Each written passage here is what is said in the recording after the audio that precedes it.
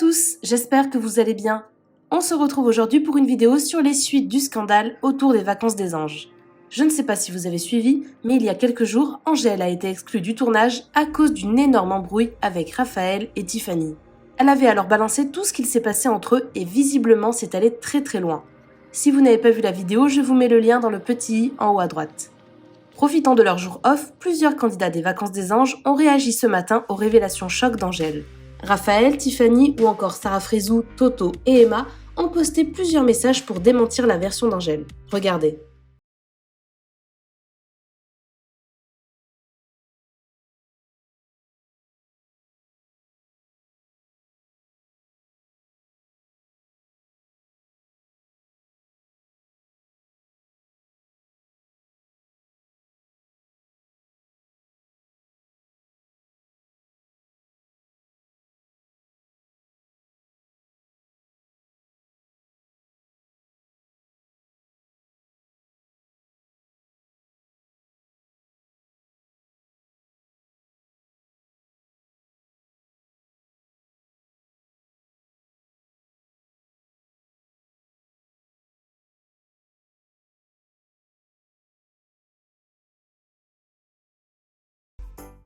Salut tout le monde, j'espère que vous allez bien. Heure de pause, ce soir on est en off.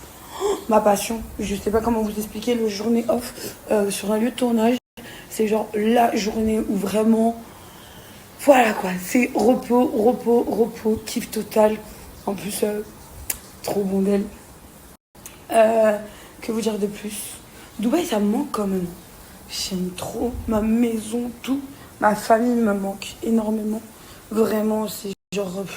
je pourrais même pas vous expliquer à quel point il me manque. Mais on va pas se plaindre quand même. Même la France me manque. La France, c'est un délire comment ça me manque. On va voir tout ce qui se passe sur les réseaux. Je vais terminer par postuler pour Charles Ingalls. Hein, parce que vu que je suis une bergère, je sais pas, je comprends pas. Bon, amis Instagrammeurs et Instagrammeuses, déjà je vous souhaite à tous. Salut, ça va ou quoi? Là, il y a ma soeur qui vient d'arriver, je ne peux pas vous dire qui c'est, mais sûrement que vous vous en douterez. Mais j'espère qu'elle a passé une bonne nuit et elle arrive à point. Vous souhaitez à tous et à toutes un bon dimanche. Régalez-vous. Moins de haine, plus de cul, bref, tu connais là-bas, tu connais les bails. L'essence, ça sert à rien de se déchirer avec de la haine mal placée. Tranquille les gars, on est bien. Alors allez, viens. On est bien. Ma soeur, t'es bien? Eh oui, qu'elle est bien. En tout cas, tout ça pour vous dire que bon, voilà, là où je suis, il se passe beaucoup de choses, beaucoup de grosses histoires. Difficile de dissocier le bon grain du mauvais grain. En attendant, vous verrez bientôt par vous-même, mais ici c'est costaud. C'est très costaud et je crois que vous n'êtes pas au bout de vos surprises, de vos bonnes comme de vos mauvaises surprises. Ouais, et c'est vrai que ma petite vie à Marseille me manque un peu, vous me manquez tous et je crois que je me languis d'entrer. Si elle s'attendait à ce qu'il fasse ça, Angèle a été profondément choquée qu'Emma s'en mêle. Apparemment, c'est après l'avoir soutenue qu'Angèle s'est mise toute la villa à dos. Cette dernière leur a alors répondu et elle fait de nouvelles révélations. Comme vous allez le voir, l'histoire est très loin d'être terminée. Je vous laisse tout de suite avec la vidéo et n'hésitez pas à réagir.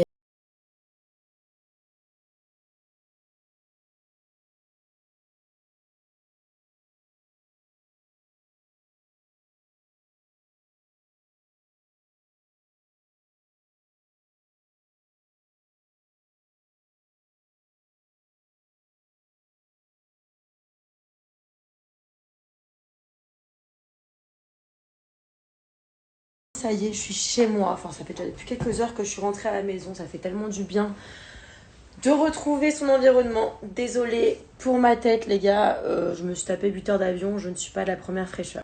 Je savais très bien aujourd'hui ce qui allait se passer parce que je savais que les candidats avaient leur téléphone. On m'a prévenu.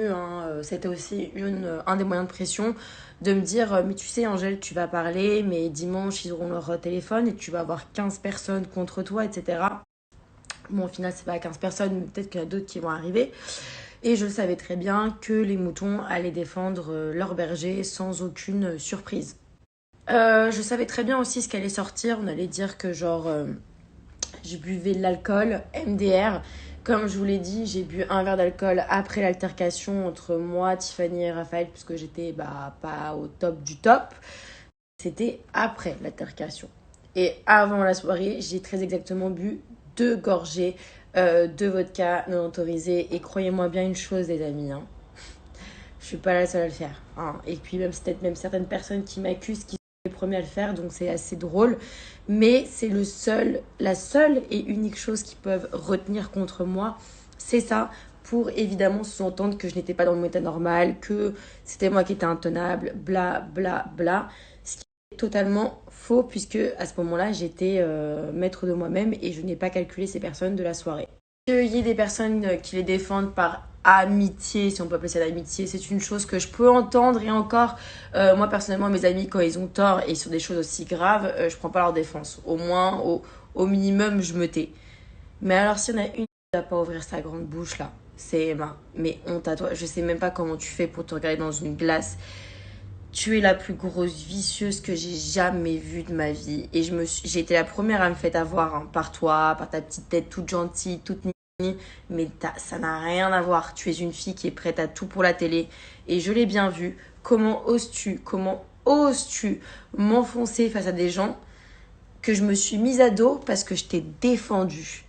Et là, aujourd'hui, tu les défends alors qu'ils en ont rien à faire de toi, qu'ils t'ont mis la misère au début et que j'étais une des rares à m'être levée contre ça.